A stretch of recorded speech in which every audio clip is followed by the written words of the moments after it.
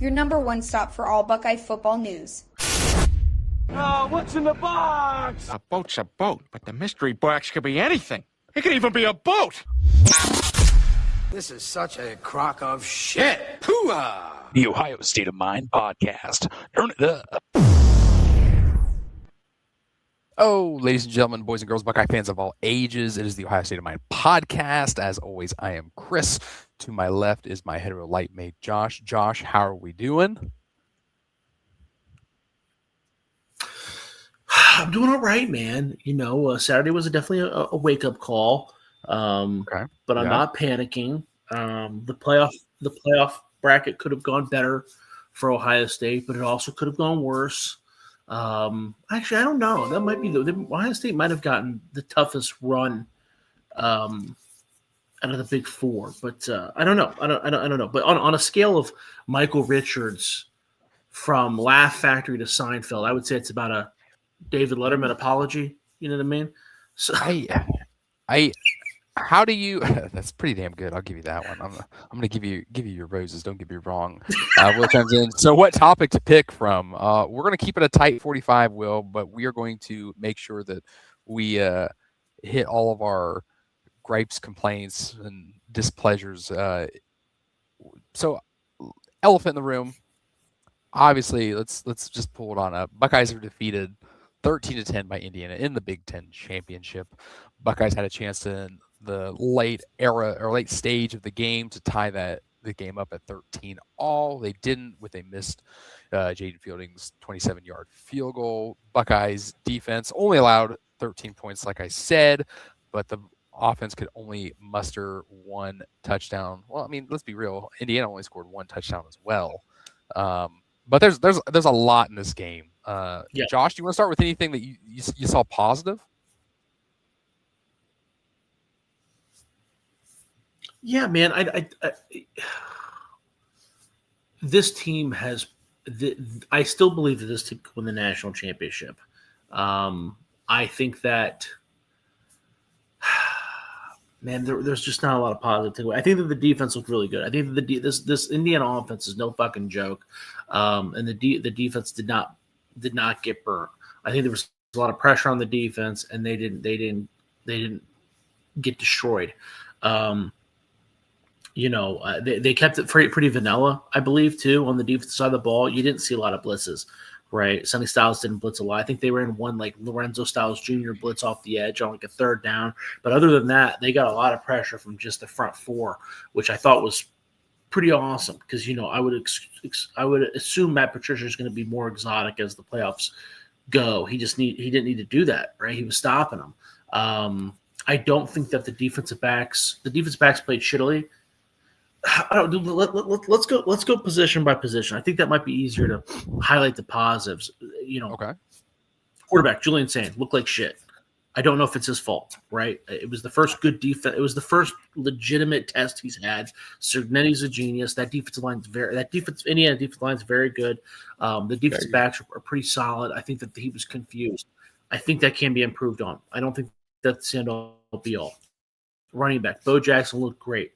He's the feature back. He's the dude. C.J. Donalds, the running back's probably the most positive thing to talk about, really.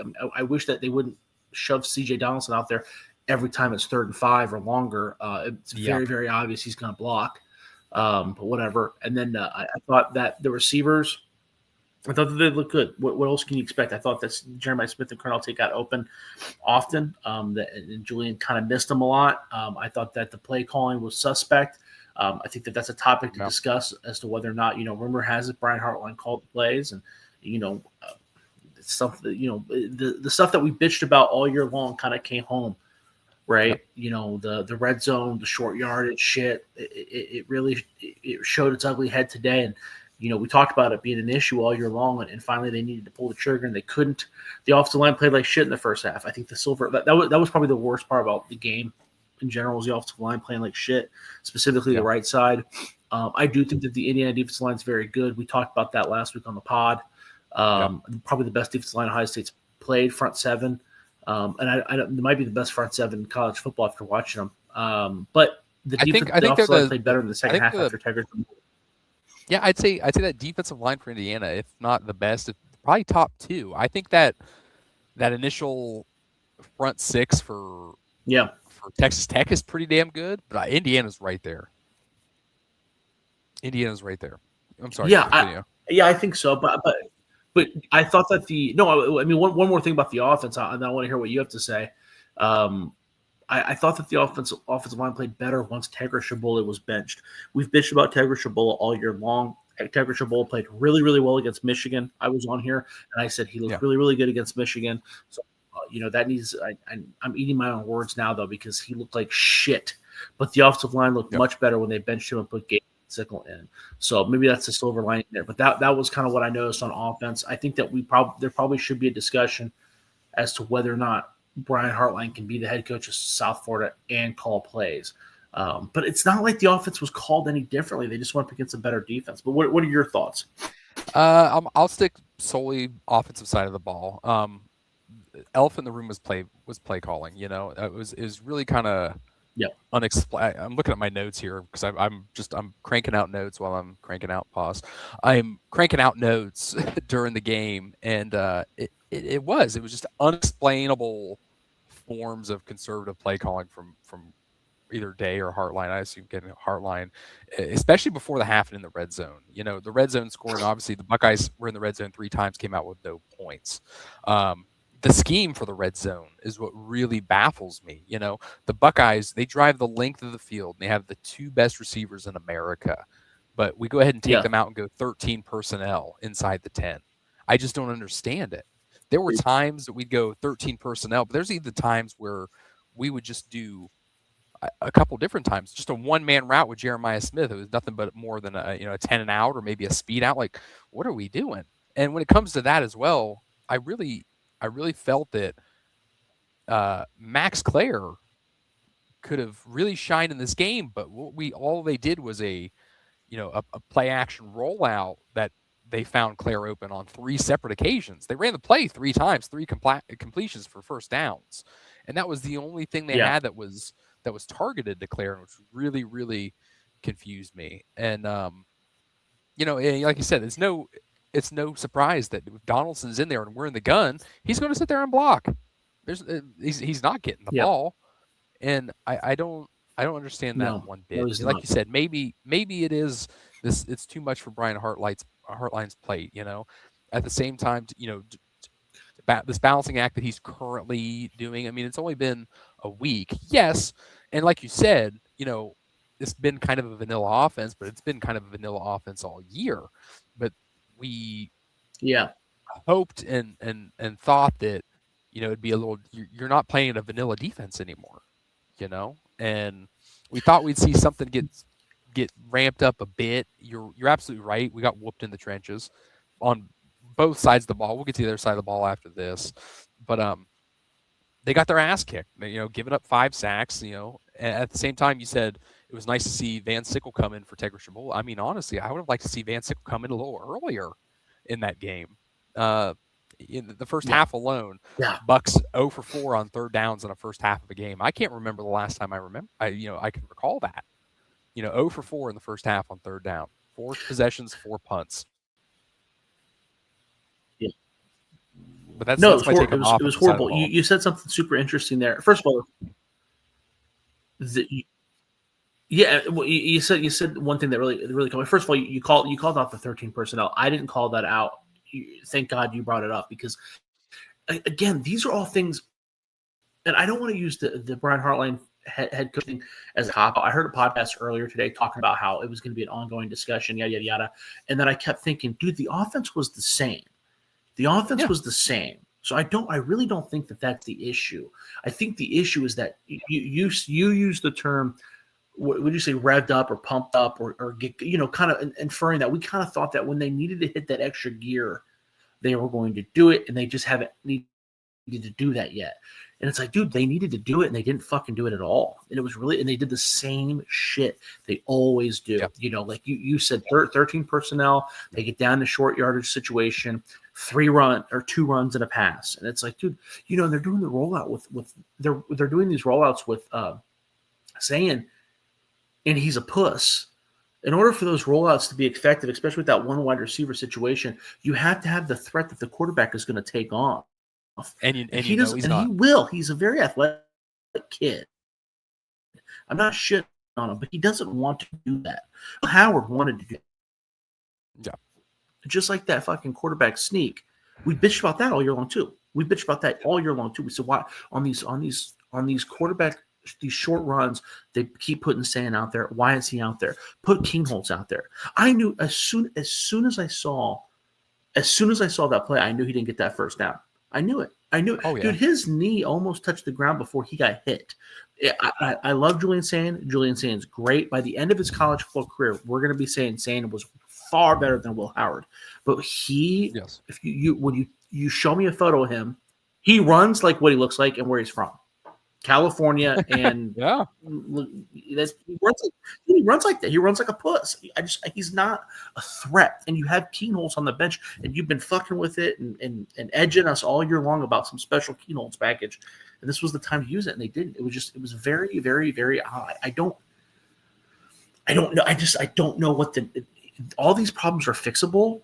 They are, right? Don't do 13 personnel every fucking play or every time you get in a short yardage situation, right? Yeah. Mix it up a little bit on first and second down. Get Sain's ass out there in short yardage. Boom. We fixed the offense. So, I don't think that Ohio State's doomed, but it is something of note. No, without question, my friend. Get to the defensive side of the ball, and we'll do the look ahead for this one. What do you think about the defensive side of the ball? Giving up one touchdown, giving up touchdown, 2 field goals. Yeah, the defense. There's not a whole lot to bitch about the defense. The defensive line played really well. I was super impressed with the fact that they got pressure with just 4 guys. Caden Curry played well. Kenyatta Jackson played well. We had Will mention in the chat that Kenyatta Jackson was getting molested a lot. That's not an excuse. They still lost the game. They were going to lose the game. There were holdings on both sides, but he was getting pressure. His presence was felt. Caden McDonald. That's another guy who I thought suffered some pretty egregious holds, but I know you most likely went back and watched that game. Did you see those 3 holds on Kenyatta Jackson, though? Those were all-timers, my friend. I have them pulled up, but I'm not going to bore you with that, but they are all-timers. Oh, my goodness. Yeah. And K. McDonald had a couple that were pretty egregious as well. They were in the interior. Again, they lost. It is what it is. You got to overcome that stuff. But I think that is the takeaway, is that they brought a lot of pressure with just 4 guys, and I did not see a lot of blitzes. I didn't. So I think that's great. I think I don't think that Patricia was holding back on purpose. I just think that what he was doing was working. IU came out in the second half, and they were much more efficient with the ball. But that's a really good offense. Fernando Mendoza is a really good quarterback. He's going to be a first-round pick. Like you said last week, he's going to go to New York, right? Elijah Surratt. We've been talking about Surratt on this podcast for 2 fucking years. That dude, we thought I had him. I thought he might have a chance to win the Biletnikoff this year before injury. Roman Hemby. We talked about Roman Hemby all that last year at Maryland. This is a very, very, very, very, very good offense. So you're good. The fact that you can't bitch that they move the ball. You just can't. I'm satisfied with the defensive line. I'm honestly satisfied with the linebackers. I thought Sonny Styles and Arvell Reese, there's not a lot to bitch about. There's just not. There's not a lot to bitch about. The thing to bitch about is the defensive backs. Lorenzo Styles Jr. got destroyed multiple times, and Jermaine Matthews Jr. got beat multiple times. Jermaine Matthews is a little bit more excusable because some of those passes, there was 2 big plays where he got beat, but he was fucking right there, dude. Yeah. You know what I mean? It was like, dude, I don't know how much can you he brings it up that was the focal point. Matthews getting mossed. I mean, you got to think about it. It's Matthews, and you got to think about the height advantage that Surratt had over him. And let's be real, we talked about this defense playing well. Yeah, absolutely. Lorenzo Styles got beat on 2 deep balls. He got beat. Like he wasn't. He didn't get mossed. And a couple of them. And the other one that he got beat on, ended up being a pass interference. Matthews, this is an Indiana team that mustered up 6 points if it wasn't for an individual play out of Elijah Surratt. That's just a 50-50 ball, go up and get it back shoulder, But again, those are things that we don't have to panic about because, like you said, in the chat said Matthews got mossed. That's not gonna. You have to be. There has to be a perfect mix of the receiver being in the right spot, the ball from the quarterback being in the right spot, Matthews not getting his head turned around. It was just a perfect mix of chaos. It wasn't like Denzel Burke at Oregon last year. It just wasn't. Or it wasn't like Lorenzo Styles. Lorenzo Styles Jr. They were getting fucking separation off that motherfucker. That's more concerning. Now again, I don't know if it's like, oh, we're going to lose national championship because of Lorenzo Styles Jr.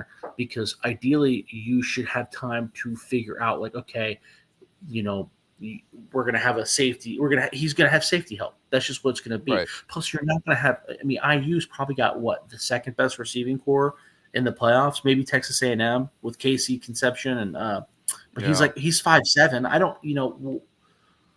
We'll see. I mean, IU's talent is up there. So again, I'm not going to panic, but it is something of note. No, I think the biggest thing was, like I said, they got pressure. They got pressure, and like I said, and you can go back and look. It was some of the most egregious holding calls you've ever seen. You can't sit there and bitch about, us growing up. It was like, you got held, well, don't let them hold you, and you expect the flag, but it didn't come. Yeah. That is what it is. You can't change that. We talked about, Styles and Arvell Reese. They weren't giving us any, or maybe Matt Patricia wasn't dialing up any of these sexy get Joel Klatt and Gus Johnson bugging out about highlight level blitzes, but Matt Patricia didn't see the need to it. We were getting pressure. Caden Curry had the best game of his career thus far at a good time to have it. Right before this playoff run. There were a couple times, I did see, like we said, Lorenzo Styles getting beat. I'm wondering when it comes playoff time, and we like to have that Caleb Downs right there in the middle of the field, being that that middle infielder, kind of doing a little bit of everything. I wonder if a little bit of that switches, like you said. We wonder if we get a little bit different safety help, or maybe a personnel swatch here, that switch here and there. No, I went into this game expecting Igbinosun to get beat left and right, and it was Matthews, and Matthews got beat a couple times. Lorenzo Styles just got burnt, just flat out burnt bad. I think the biggest thing I took away from this game, and I've listened to a lot of people talk on the radio and on podcasts or anything. I wrote this one down. The Buckeyes, coming off that big win against Michigan, and coming into this game, we'll talk college football playoffs after this. It just feels like these conference championships, it's what you take from them more than anything now. Yeah. It's what do you take from them? But at the same time, I wrote this down. I said, it seemed like they put very little effort into scouting and planning for an opponent that essentially had a month to prepare for us. It's truly a blessing, really, that they lost, because there's no doubt that if they would have, that they would have taken all the wrong lessons away from this game had they won. That's what I think. You need to see these different. One, I'm not going to sit here and say, hey, it's just like Michigan last year. We got beat and look what happened. It's not that at all this year. No. They came out. They were a hot brand. They've done it all season long, haven't stopped. You held them to 13 points, but you knew it wasn't good enough. And now you got to look for that. Yeah, and Indiana is good too, right? Our bitch about Michigan last year was Michigan was fucking bad, right? And you're right too. Indiana played Purdue last week, right? Yeah. So they got a bye week before they played this game. Ohio State, we talked about it. We talked about it a little bit last week, where we did our little betting segment. And I did end up betting on Ohio State. Wrong bet. But my thought process was, I don't think Ohio State loses because Ohio State's worse. I think that Ohio State, if they were to lose, it's because they poured the Gatorade. Ryan Day gets a little teary-eyed and shit. And I don't know if that happened. They looked prepared. They looked ready to go. But there was definitely some emotional exhaustion happening, right? It took them a while to get tuned up. So, that's not going to happen again. this game we learned a lot about Ohio State. I think that a lot of people are messaging me being like, man, Indiana's a force. Indiana's a force. I learned more about. I think that Ohio State's deficiencies are very, very, very, very obvious. To me, I learned more about Ohio State Saturday than I did Indiana, and I watch Ohio State every week, right? Because some of these deficiencies that we've kind of hinted at, like that might be an issue, that might be an issue, that might be an issue. There was a fucking issue, right? So now we know it's an issue. Everybody knows it's an issue. The coach staff knows it's an issue. The country knows it's an issue. How are we going to respond? And they're all, and there's no reason to panic because they're all fixable. They're all fixable, right? The most glaring issue is Tegra Shabola was horrible on the right side. Fixable. They benched him. The offensive line immediately looked better. Now you're going to give Gabe Van Sickle a whole month to get used to being the starter. That's fixable. Yep. It's fixable, just like they did last year. So I'm not too concerned. Again, like you said, you kind of hinted at with Texas. Ohio State's playoff seeding did them no favors because they will play two of the top 5 defensive lines immediately in either Miami or Texas A&M. So that's a bummer. They gotta fucking. They're not going to be able to just accidentally win like they may have earlier in the year. But again, I'm not scared or worried at this point. It is what it is, man. It is what it is. No, you're absolutely right. Jump on in Ryan Day's lack of urgency was staggering. I mean, I can definitely see that. I could see, I think it was 2:47 left on the clock, 3 timeouts in your pocket. I can see some of that. Josh, got done saying, hey, it's good to see these blaringly obvious, holes that we've been talking about all year, and it's even better to get them addressed in front of a national audience. It was obviously the most watched game of the weekend this weekend. You're absolutely right. Between Miami and Texas A&M, if not the best, arguably the most talent and NFL talent on defensive lines in the playoffs, without question. With Texas A&M and Miami coming up, without question, they've got people on there that are going to be top 5 picks. Granted, whoever's picking in there, but they've got their work cut out for them. And if this isn't their, hey, if that wasn't real, this shit's real now. And of course, I think that we've got to be able to call an offense that works to our strengths and works to, like you said, Julian saying, if we're going to pull them out, if we're going to roll them out, no one is rushing the quarterback. They're all just sitting back and dropping in zone because they know he doesn't want to run it. It's we've got to find a way to play to our strengths more proficiently. We should not see, and I think you really nailed it when you talked about the 13 personnel. We should no longer see 3 tight ends on the field. It doesn't work against good teams.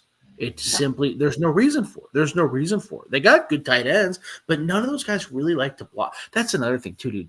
We'll talk about it in the offseason, but if you're so goddamn hell-bent on putting these tight ends in at fullback, go recruit a fucking fullback. You can't go recruit these guys that are wide receivers and then expect them to be good. It can't be that hard to go get a fucking honky out in the fucking back roads of Columbus. I mean, come on, what the fuck are we doing, bro? Jamar Martin, Nicky Sualua. What do you get? I don't understand. I don't understand why they're so hell bent on it. But again, maybe that's Hartline. Maybe we gave him too much credit. He's only been the offensive for 1 year. So might I add a nice Matt Keller in there? There you go. That's a honky. So there you go. There it is. Yeah. No, and let's obviously, Aaron and Will are going on in the chat. We've got to address the elephant in the room. What is the problem with Jaden Fielding in the number 13? I don't know, man. I don't know what he does not want to see 13 on that scoreboard if he's stepping out on the field. Dude, I guess you were right too. The whole year we were kind of waiting for the moment. I think we even talked about it last week. Donovan texted me or messaged me on X, and he's like, "Oh, your boy, you were right. He sucks." I was like, "Dude, that ain't me. That's Chris. Jaden held my son." I was like, "Chris is the one that said he sucked, bro." Yeah, he snipped the scissors at the bris. yeah, but yeah, you kind of nailed it. You kind of talked about it all off season and this season, how you were kind of alarmed that he was still going to be the dude. We didn't go get another option. You We kind did. of when they did. signed that guy from the Northern Illinois kid, right? The Ball State kid that booed Ball the State, 52-yarder, Jackson Corville. Yes, yes. Corville. But I don't know if his first name's Jackson. No, I think that's right. Whatever. But so you were kind of chubbed up when they signed that kid, but that never really turned into anything. But I was like, Jaden Fielding's good. Jaden Fielding's really good. We even did our little draft, our decade draft or whatever, and I took Jaden Fielding. Man, he fucking blew it, dude. He fucking blew it again, bro. Might be time to move on from him, man. It might be. How many times can you say I was hurt? You know what I mean? Aaron jumps in. I agree with the 13 personnel. Team has 7 4 5-star receivers. They're constantly running 13 personnel. Go empty. They were doing weird shit too. I mean, Jeremiah caught that Hail Mary at the end of the game. Yeah, he did. Why didn't we go deep a little sooner? Like, I don't understand. There was a 6-inch difference. It was weird. Even that play in the end zone where they had him do the out route, they rolled out sand and they had him do an out route. It's like, why is he not going to the corner of the end zone? It was that, but it was a one-man route. It was so dumb. Such a dumb you watched ball. 9 other people block at the line of scrimmage in that play. Yeah. Not even a tight end delay or anything. Nothing. No, and then but then you don't even give the quarterback, even if Julian Sand was going to take off, they had him do an out route 3 yards into the end zone. So the linebacker and the corner are able to. The corner's on Jeremiah, but the linebacker's also able to like slow Jeremiah down and watch Julian. It's like, dude, send him in the back of the end zone. He's 6'5". It was weird. Not even that. It was really weird. You've got the third defender with the out of bounds, It was weird. It was just a weird. And then that fucking awful fucking trick play. That was the worst fucking call of it all. What the fuck are you doing? That fucking weird throwback with Brandon Ennis. It's like, dude, what are we doing? You go back and watch it. You're like, okay, Hartline sat there and he's like, listen, when you catch that ball, you need to really sell the fade. Oh, it's not there. Then you throw it back to the screen. They're like, okay, we're just drawing shit up on a notebook now. Bad. It was bad. It was really, really bad. But I'm going to bring it. Like I said, Josh, I watch college kids in Birkenstocks kick 27-yard field goals on fucking College game day every Saturday. Dude, I don't fucking know what's going on, man. I don't know what's going on. Well, then he's doing those weird tricks, doing those trick shots warming up. Yeah, I saw that shit. Like, why don't we just try kicking it fucking straight on there, dude? And yes, you can give me everything under the sun that it's at the hash. They could have, on third down, try to line them up a little bit. Absolutely. But when it's 27 yards, I kicked that in high school. Like I said, there's drunk kids with Pat McAfee on Saturday morning. I know, man. It was bad. I don't have an excuse. I don't have an excuse. I don't. There's some truth. There's got to be some truth to that. What about Smith's long catch? East-west. It looks like it's clear past the end zone. Julian did not look good. Julian, that was Julian's worst game by far. And I would say that the bigger issue was the offensive line, but he underthrew that ball. And Jeremiah was just trying to make shit happen. Oh my goodness. East and West. But he underthrew that ball. He threw that fucking pick again immediately as soon as the game kicked off. I don't know why he did that. He had a couple questionable. There were a couple receivers open deep a few times. I was talking to a friend over the weekend, and we kind of got an argument, like, who was to blame? Was it the offensive line or was it the quarterback? Because my initial reaction was it's Sand. Sand was to blame because guys were open, and he insisted on dumping. After he made a couple mistakes, he insisted on dumping it down every fucking play. And he was even that touchdown to Carnell Tate. That's the one instance where he should have dumped it down. Throw it to Bo Jackson. What are you doing? What's your fucking plan? Thank God Carnell Tate got open and caught it, but it was just. It was he held on to the ball way too fucking long. But with that said, after revisiting the game, I do think that the offensive line was probably the bigger issue. The Indiana defensive line was running a lot of stunts. They were confusing. I don't think he was able to identify where the pressure was going to come from. And I think that really started Julian off on the wrong foot. So I think that's where the blame needs to be pointed more as the offensive line. But Julian didn't play well either. No, and you could argue that some of them could have been covered sacks, but the offense, they weren't running anything that you don't see in the coaches recommend of college football or Madden. It just wasn't anything that it wasn't anything that like that you would, any type of clearing out or Chip Kelly did a phenomenal job at that. Misdirection, bring them one way, go back the other. It was just a lot. It was a lot, but we get to play. We have a first round bye. There's that. Yeah, it sucks because you kind of wish they had another really hard game before. You almost wish that Michigan was just a little bit better on defense. You wish that this Michigan defense was the same as last year, because that would have. Oh, maybe not. I don't know. It's just we talked about our question marks with Brian Hartline, and we kind of all put them to the side because they were doing so well. But it's like, man, Indiana had them fucked up. They just did. They had that offense fucked up. And it's just got me a little scared. It's got me a little like, dude, it's Brian Hartline. I know he's leaving. It's going to be a loss. It is going to be a loss. We talked about that. We talked about the Chris Henry scare. You and I did off air last week, right? We talked about the receiving room. Guys are going to transfer. Guys that are saying that I'm more worried about guys transferring than I was losing Chris Henry. So I don't want to sit here and act like, I'm coping and Brian Hartline's not a big deal. It is, but is it maybe not as big as a deal as we think? Is it more like when we lost Jim Knowles, where it's like, okay, well, silver lining is he was only doing it for 1 year and he really wasn't that good at it, right? You know what I mean? Like, and honestly, too, like, we bitched about the depth at wide receiver a shit ton this year, bro. So it's like, I don't know, man. I don't want to bitch about Brian Hartline, but this was bad. This was a bad game.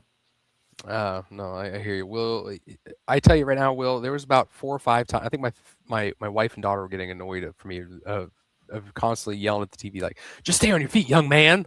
Stay on your feet." A couple different times. So no, I hear you there. And as elementary as sometimes as Brian Hartline's offense looks, when was the last time we did run a screen or a simple halfback toss? I think the end around is kibosh when they ran that 4th and 1 end around against Notre Dame on the short side of the field, and everybody was scratching their head a couple years ago. I'm done. Yeah, I'm fine with that. And they run they run at least they run a couple screens, but they're all to Jeremiah, and everybody sees it coming. I think that's probably the issue with the screens there. Yeah, man, I don't know. There definitely needs to be there. This is definitely the most you can predict this offense. I mean, as an Ohio State fan, you know what they're going to call. I don't know. I think I'm probably 75% right when I guess, and I'm not Nostradamus over here. You know what I mean? Dude, I'm Tony Romo on Saturdays at this house. You know what I mean? Yeah, exactly. But the weirdest thing too is that they kept pulling Tegrish. It's one thing to leave him out there when he's getting his ass beat, and like maybe bring a tight end in or the fullback in, but then they kept pulling his fat ass, and he was. It's like, dude. So now he's getting in the way. It was just bad. That's the weirdest part. It's like, that's the weirdest part. I think is that we got to see the offense strong. Our excuse has always been, oh well, they're trying to see what works. They're trying to figure it out. Yeah. They're trying to figure it out. They have time to figure it out. They're winning by 35 points. They can figure it out. Yeah. Well, dude, this was the game where it's like, no, do it works. Make a fucking adjustment. And he just never did. They never did. They never made an adjustment. No. But we get to live to see another day. You can take the silver lining from they're still in the top 4. You can take the silver lining. Hey, it's good. Let's get this loss out of the way now. A lot of people that haven't watched this team close enough this year are like, well, you saw what happened when they lost to Michigan last year. Well, this doesn't have the same fire. Like, you understand, like, hey, it's one of those things. It's the backwards shoulder taps. Like, hey, bub, this needs fixed because it kind of fucking sucks. So, Aaron jumped in, texted Will in the first quarter, said Tegra guy is getting smoked. Yeah, he was getting smoked, my friend. He was bad. He's been bad. That Michigan game, he had a good Michigan game. I'm not going to show. I thought he was a new man after that Michigan game. So this was shocking to me. But we bitched about Tegra a lot on this show. So Yeah. No, we've got a few more minutes before we have to kick you off here. We got to talk about this, don't we? Now Yeah. we can talk about this. We can work inside out. I think that makes the most sense. Obviously, the Buckeyes are still in the top 4. That's what we were banking on. It's what we were hoping for. At the same time, let me go ahead and pull this this overlay off here. 1 second. No shock that Indiana was going to take that number 1 spot, being the only undefeated team in the country. It was the question of, does Ohio State drop to 2? Does Ohio State drop to 3? You could see Georgia handling Alabama fairly easy on Saturday afternoon, and Texas Tech solidified that early Saturday afternoon as well. Any gripes, bitches, complaints about the top 4, my friend? No, man, I don't. It's fine. It's fine. It is what it is. I don't. My only bitch is that it's not really anything that anybody can do. It's just Georgia by far has the easiest path, in my opinion.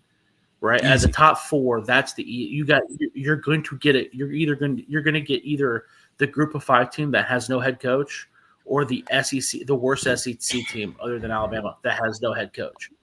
So it's like you get, you know what I mean? Like, yeah. I mean, I guess you can make the argument that Texas Tech has a pretty solid path because they can prep for Oregon, assuming they're going to beat the shit out of James Madison.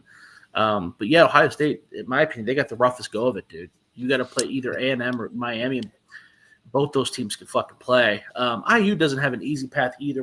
Alabama does not deserve to be in the playoffs, but when Alabama does have it clicking, they are fucking hard to stop. Their issue is that they have no run game, as we saw. And that's been the situation with them all year long. And Oklahoma's offense blows. So they're kind of like these, but they have a really great defense. They're just kind of like those teams can be tough when they turn it on. So I don't think that they have a walk in the park either. No, I would agree with you. I think you got Georgia, like you said, rematch of a game that Ole Miss dominated them by 5 touchdowns. You've got Ole Miss just absolutely smacked Tulane earlier this season. If I'm not mistaken, that they're going to televise both of these G5 games. They're going to be on that TNT or HBO Max on the 19th and the 20th. They're not going to put that on big time networks. But like you said, hey, Tulane doesn't have a damn coach. Kiffin's gone in Ole Miss. They've got something to prove. Texas Tech, I was thinking about this as well. Hats off to James Madison getting into the playoffs. We can get to. I'm going to get to my bitches here momentarily, but my question is I know that what size of the town Eugene is, and yes, it's college football time. I know school is out. I know the semester's over by the time. I want to see how crazy it is for Oregon in Autzen Stadium when it comes December 20th, because I just don't know. It's almost Christmas time. School's out. It's JMU. I'm interested. Oh, dude, I think it's gonna be crazy. I think it's gonna be fucking crazy. For as a bystander and an enjoyer of good college football, I hope we see good college football. But there's all kinds of what ifs on that one. A&M and Miami. A&M, they got ended their regular season with that loss to Arch Manning. Arch Manning looked like fucking Superman in the fourth quarter of that game. He looked like the Arch Manning we thought he was going to be all year long. You got Carson Beck in this offense that has been very highlight really in the last couple weeks, and I think that might have helped in a sense. You've got A&M with those stud wide receivers like we were talking about earlier, as well as Marcel Reed, who announced about an hour and a half ago that he is coming back for another season to A&M. Where would he go? Where was he thinking about going? The AFL? I couldn't tell you. He's thrown like didn't he have a game this year? Didn't he have a game this year where he threw like 5 interceptions? Fuck, I'm so sick of these guys fucking declaring for the NFL that have no shot. DeQuan Finn, the quarterback from Miami, Ohio, did that shit too. I'm gonna go to the NFL. Okay, goodbye. What do you mean, a fucking water boy? And like you said, Oklahoma, their offense is terrible. Defense is very good. You get that game in Norman. You got Alabama, who, without question, I think it was maybe Herb Street said it on air the other day, is like they have, without a doubt, been leaking oil this back half of the season. They've lost 2 of their last 4 games, and they still find a way in the playoffs. I'm baffled by it. Herb Street can suck a dick, dude. The fucking shit, the fucking mental gymnastics that him and Reese Davis were going through to try to justify Bama, bro. It was fucking such a fucking joke. What did you hear Reese Davis talk about some weird fucking algorithm where, like, because I think it was Booger McFarland was like, oh, Alabama's got the worst loss of anybody, which is 100% correct. Alabama should not be in the playoffs. 100% should not be in the playoffs, dude. You know, I see the chat bitch about James Madison. Fuck James Madison. Fuck Alabama is the one that should be 100% should not be in the fucking playoffs. At least James Madison wins their fucking games, right? But, like, dude, out of all the teams, including James Madison, Alabama has the worst fucking loss. The worst fucking loss. So. Team that they got fucking curb stomped by a Florida State team that's not bowl eligible. And Reese Davis has the fucking balls to sit there and say that they're, based off of their analytics, they're a top 30 team. What fucking analytics? What fucking analytics? Oh, it's the dumbest fucking thing. I couldn't begin to fathom that one either. No, I'm going to call it the way it is. Alabama has lost 2 of their last 4 games, okay? Notre Dame has been ranked above them for every week in the college football rankings from weeks 10 and on up. They were above Miami. They were, before Alabama got an ass whooping by Oklahoma, by a terrible Oklahoma team.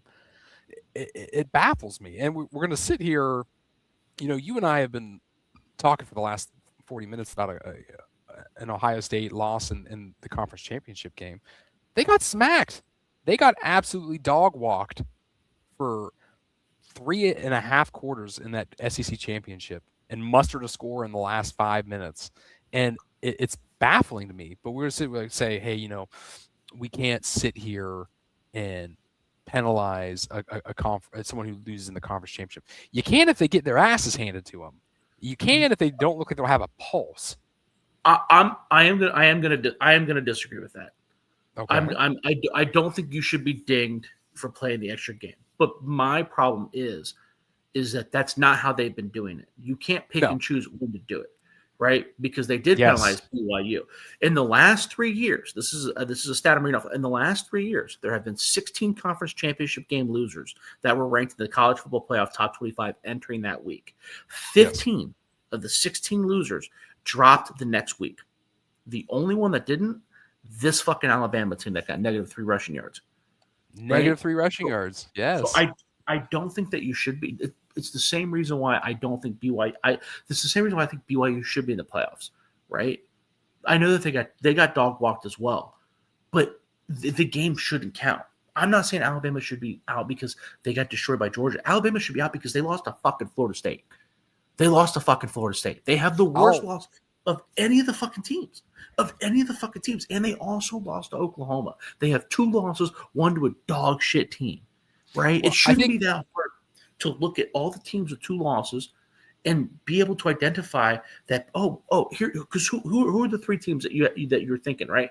You have Alabama, Notre Dame, and BYU. Okay, well, BYU's 2 losses are to the fucking team that's got to bye, okay?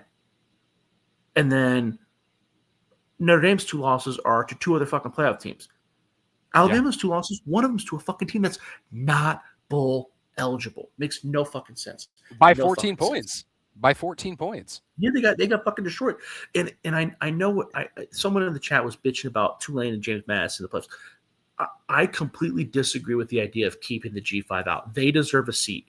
You don't know what's going to happen. Yes, sometimes they do. No, I don't think that they do this year, but I'll get to that. But I'm sick of people because we get in this habit of doing these hypotheticals.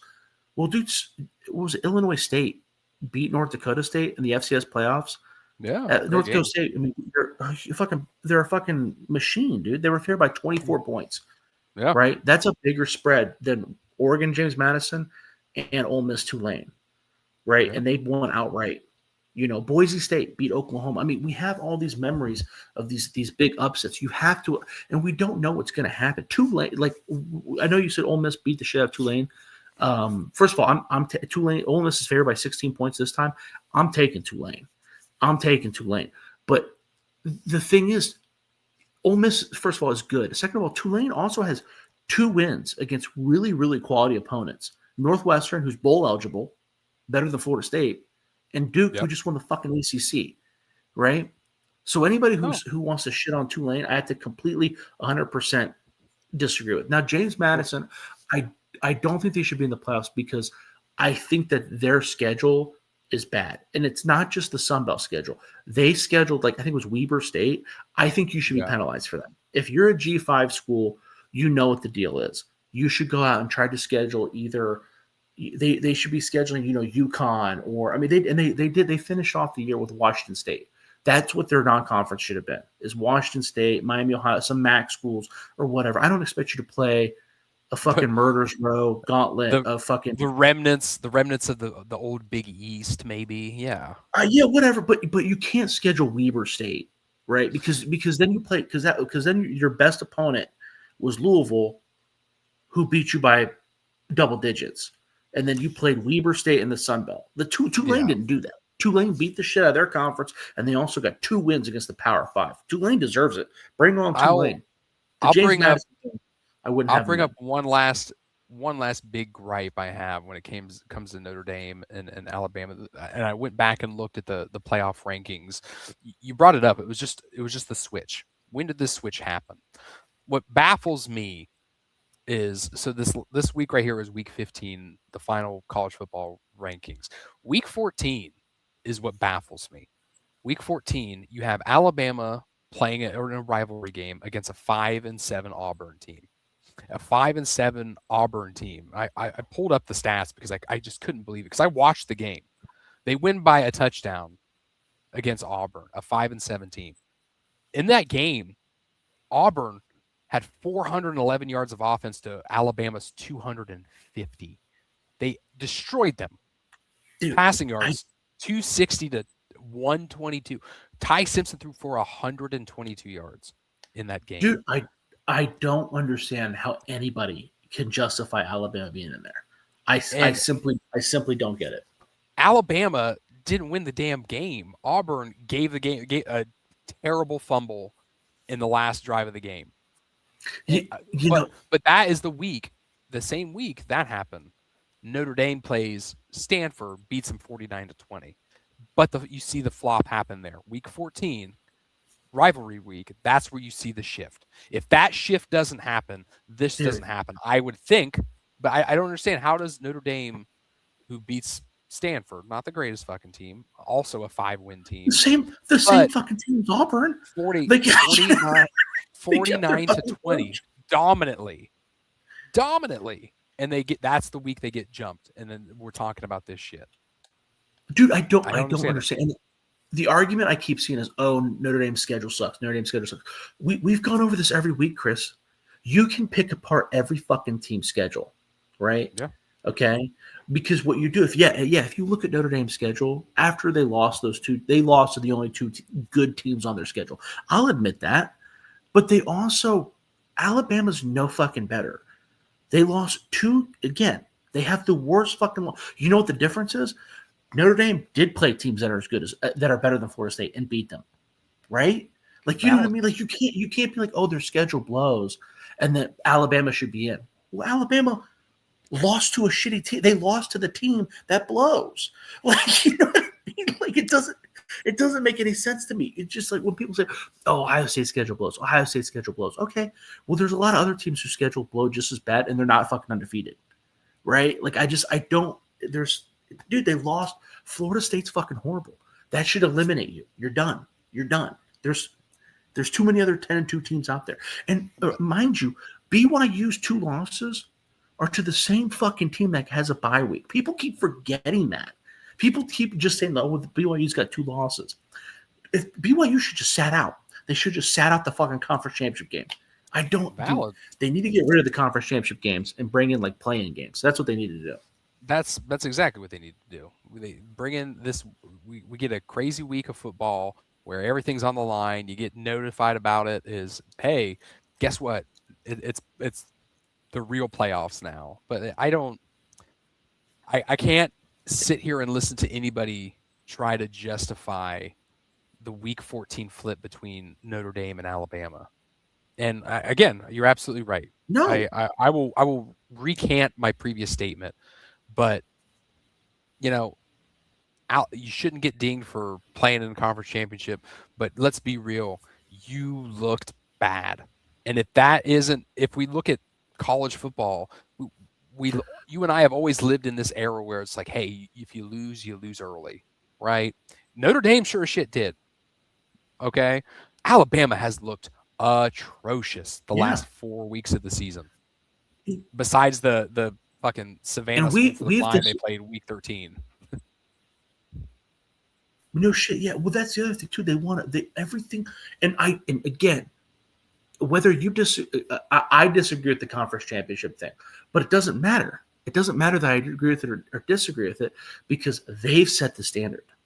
They've said that already. They've already set the standard that if you lose in the conference, it doesn't matter what I say because if they said if you lose in the conference championship game, you're getting dinged. They're the only team that hasn't been dinged under this new format. The only one. How is that fair? How is that? It's and then the fucking asshole says that November wins mean more than early season wins. Oh yeah? Well, if November wins mean more, then when Ole Miss plays the fucking Citadel in November, when Ohio State's playing Michigan, that should also mean more. They do these mental gymnastics to shove and prop up these SEC teams is fucking insane to me. It's insane to me. I'm seeing Mr. Bucknuts. I'm seeing you, buddy. About the Tulane and JMU. Tulane 100% deserves to be in. That's the G5 team I would have put in. I think that G5 deserves a seat at the table. Maybe they won't win it, but one day they're going to upset one of these teams, and it's going to make that program, and it's going to be a big deal. And what's the argument? Because the argument is they have a zero. I saw someone say, based off of ESPN's analytics, Tulane has a 0% chance to win the national championship. What the fuck does Ole Miss got? Their fucking coach left. They lost fucking 2 games with fucking Kiffin coaching them. You think is their percentage really higher than Tulane's? Is it like what 10%? They're not gonna fucking win it. They're gonna get fucking both of these teams are gonna get smoked by Georgia. You know what I mean? What the fuck? What the fuck's Alabama's chances? They ran for -3 rushing yards this past week. What's their percentages of what? How is it any fucking different? You know who didn't lose to fucking 5-1 Florida State team? Tulane. No, that's spot on. I think that the only thing that we can agree on is that they got the top 4 right, but it was hard to fuck that up. And I think we both agree that we're going to see a college football expansion next season. Without question. I hope so. Yeah, I think that if I don't know what the format would be. I don't know if you go to 14 or 16. If you went to 14, get 2 teams a bye week, maybe the Big Ten champ and the SEC champ get the bye week. I'd be cool with that. That way those games at least fucking mean something. I don't know if you go to 14 teams or if you stay at 12 teams and make the conference championship week play-in games. I'd be cool with that too. I think that would solve a lot of issues. But yes, something needs to happen. I also think that the SEC moving to 9 conference games it's really gonna help. It's really gonna help because right now the SEC still gets away with scheduling an FCS and then sometimes they schedule 3 bullshit teams, right? Yeah. And it just props them up. No, absolutely. Oh my goodness. What am I missing here? Obviously we got Texas lost to Florida, eliminated them, not Bama. Yeah, well, I could see that. Lost to OSU and Utah again, better than Oklahoma and Georgia. Yeah, like I said, I think Georgia looks good. Georgia is clicking at the right time. Ohio State, they've got to go back and finally fine-tune some things. This is the best Indiana team you're ever going to see, and this is arguably probably the best Texas Tech team you're going to see in a very long time. Top 4, absolutely right. Everything else, it's everything on December 19th and December 20th is just us sitting back and watching a circus, and we're going to see who comes out afterwards, and that's it. You know what? The SEC game, I thought that was kind of like the Big Ten championship game, where I felt like I learned more about Alabama than I did Georgia. Was like, okay, Alabama. This is the 4th week in a row that Alabama can't run the ball. Jan Miller's still hurt. Now Time Simpson's starting to look like shit. Game over for Alabama. You know what I mean? Like Georgia They look good. I'm not going to shit on them, but they look like Indiana, where it's like, all right, I knew what I knew, and that didn't change. I thought worse of Alabama. I But yeah. I agree with you there. I think my eyes were opened on both Indiana and Georgia on the defensive line front. I said, "Oh wow, look at these guys! These guys are, rushing with like their hair's on fire." And I thought they both looked good. I thought they looked like two of the best defensive line in the country. And then I'm sitting here like, "Oh well, wait, you know what? We still got A&M and Miami with something to say about that as well." Yeah. And Mr. Bucknuts, maybe Ole Miss does smoke Tulane, but half the games last year were fucking blowouts too. That doesn't change my opinion. Just because it's a blowout doesn't mean they don't deserve to be there. Half these games are going to blow out. You know what I mean? Even in the second round, a good chunk of these games are going to be blowouts. You know, and I don't know if they're going to. I mean, I just that even if Tulane loses 75-0, that's not going to change my opinion that they deserve a shot. Because first of all, who are you going to replace? Like what is your thought? I don't want why is who? I mean, I don't know what your thought probably. Everybody that you're picking at that area has a loss at that point, right? Like, could you make the argument that Notre Dame or who BYU deserve to be at over Tulane? For sure, 100%. But I disagree with just completely eliminating the G5, especially one like Tulane who's got 2 wins against. They have 2 wins against bowl eligible Power 5 teams. No, again, I agree with you. Alabama has the worst loss. Yes, no, there's no getting around it. Alabama has the worst loss, and I'm still listening to people say, but Alabama still has the best win. I'm like, well, doesn't Indiana have the best win now? What are we talking about here? Yeah, no shit. Yeah, Indiana has the best win now, and at the same time, you're absolutely right. We can sit here and say these G5s don't belong. They belong. They deserve a seat at the table. These two programs had historic seasons. They deserve a seat at the table. If you want to point fingers, we can point fingers at maybe not both. Thank you. That was my issue. My issue is maybe not both. If we want to point fingers, we can point fingers at an absolute abysmal ACC this season too. Yeah, well, the weird thing about the ACC too is that they had the opportunity to rig their conference championship, and they didn't. Yeah. Like, it's like every other conference. I mean, remember when Ohio State was tied with Indiana? Like, it was just every other conference would have took the opportunity to be like, nah, Miami, you're going. And they didn't. They're just like, nah, that's fine. And Duke, you can make an argument. That's the thing about these schedules too. Like, you can make, if you go look at Duke's schedule, they lost. I mean, they lost. Their losses are to pretty solid teams. Fuck, one of them's to Tulane. And then they beat some pretty good teams too. Like, all their teams that they beat are to winning. Someone in the chat, Mr. Bucknuts, is talking about Vandy. Does Vandy have a win over a team with a winning record that's like other than Texas?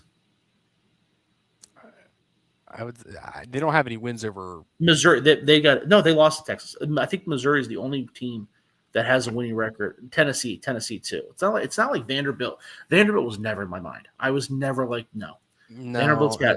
No, yeah, Vanderbilt's got 2 losses. I had no interest in Vanderbilt. Plus, I'm trying to go back and look at those box scores. I remember them being both blowouts too. Yeah, Alabama and Texas beat them by margin, so they were never in my mind. At least Alabama, one of their losses was not by fucking double digits, was it? No, you got to remember. And my big thing with Vanderbilt too is them playing on the road. They were 3-2 this season on the road. Every single one of their losses were on the road. Now you're going to, they weren't going to be a home playoff team this year. Dude, but you don't know that, Mr. Bucknuts, because Tulane beat Northwestern, and Northwestern's not a 5-7 team in the Big Ten. Northwestern's better than that. See, that's the problem, is that we automatically assume these teams are shit, and we just don't know. I'm not saying you're wrong. I'm just saying you don't fucking know. Just like I saw someone messaged me that it was Ryan. Ryan was talking about how Rutgers would be the bottom of the barrel. He was talking about how the Big 12 is better than the Big 10. Oh, Rutgers wouldn't hang in the Big 12. And I'm like, well, why would you say that? Why do you say that?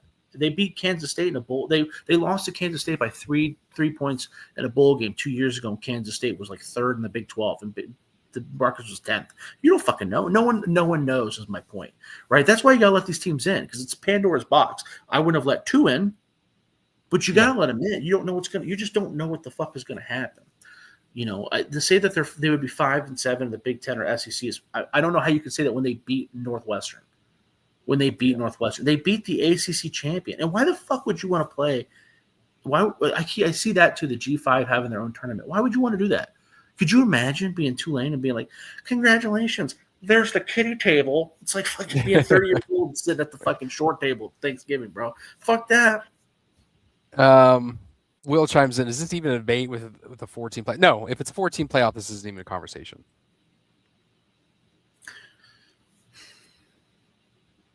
Because you would have, your argument would be, because the ACC would have really, yeah, you're right.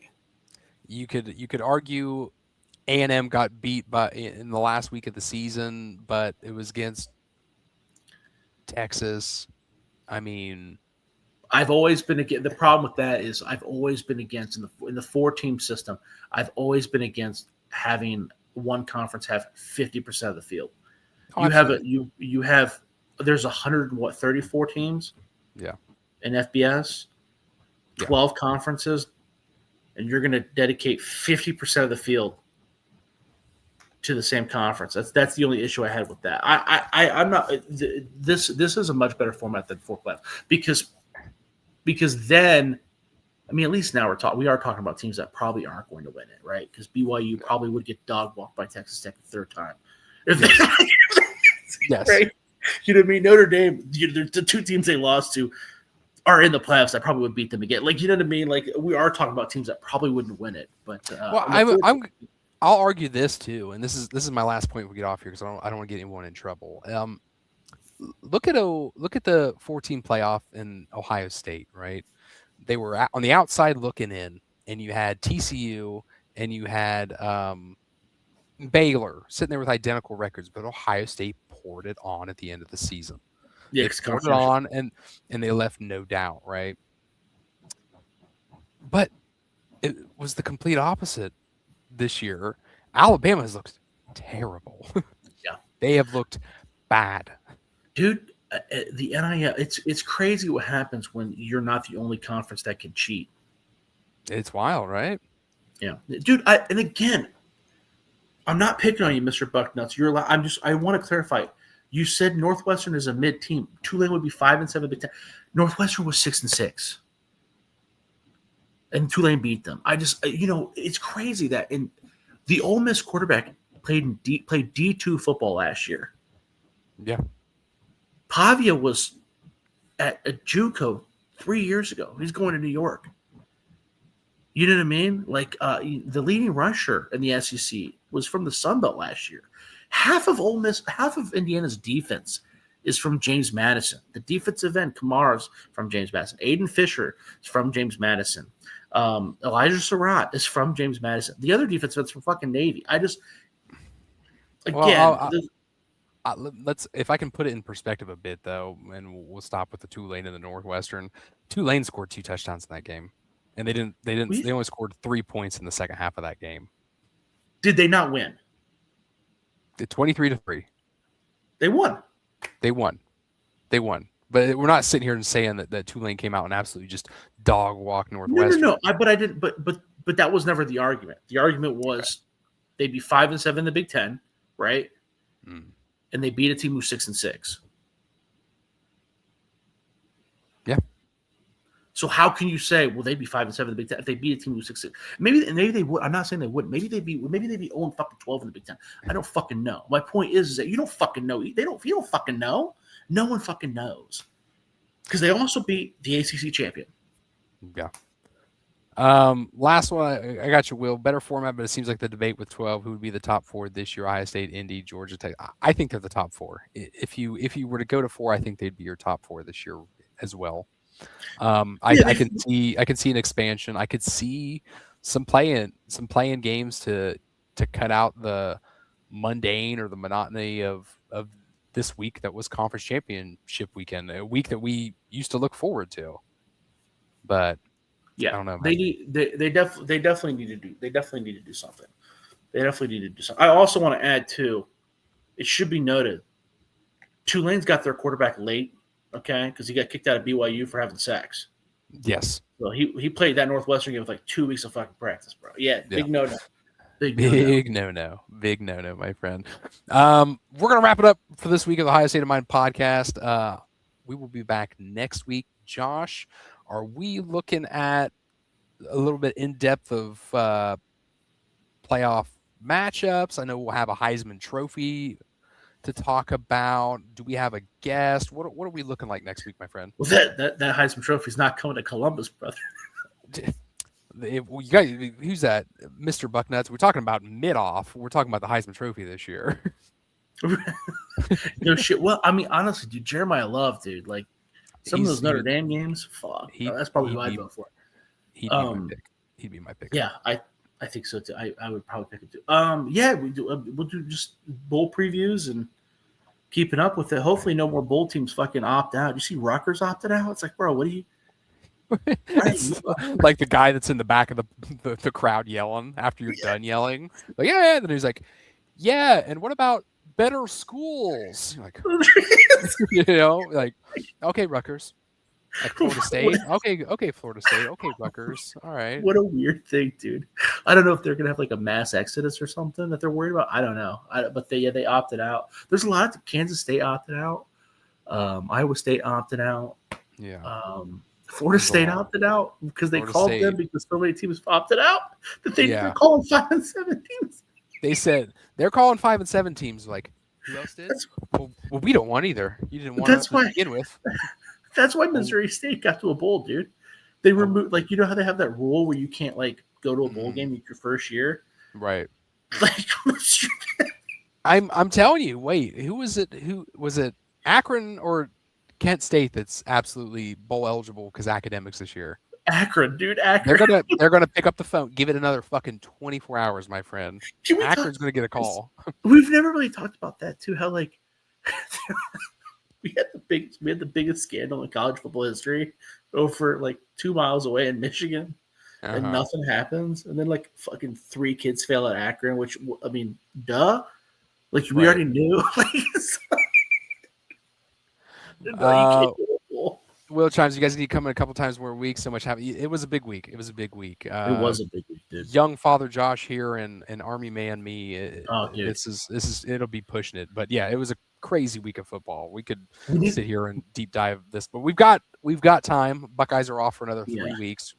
And, well, we need to carve out a coaching episode too. Been a lot of coaching changes, dude. Matt Campbell to Penn State. We do.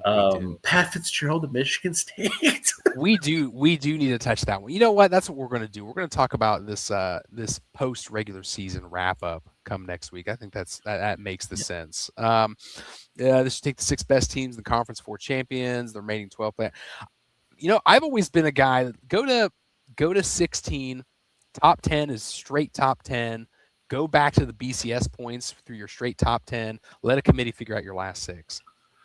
The problem with the BCS thing is that you remember they would add points for like the computer model. If you like a team like Ole Miss who beat shitty teams like 70-0, the computer would go bonkers and be like, "Oh my god, yes." Like, there just needs to be a way.